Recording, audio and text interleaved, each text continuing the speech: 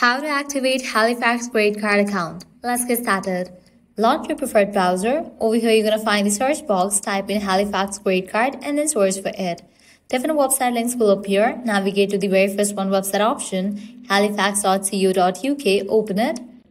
You'll be directed to the official website of it. Once you're in the website, now at the top right corner, you're going to see the option of sign in. Click on it.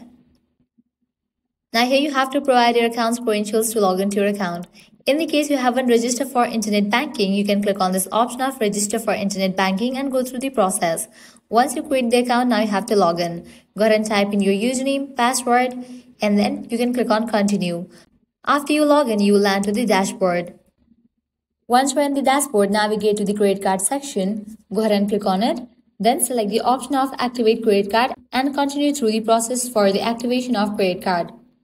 After you complete those steps, you will be good to go. Your credit card will be activated. Well, this way you can easily activate Halifax credit card account. At the end, if you guys find this video helpful, don't forget to like, share and subscribe to our channel. Thanks for watching.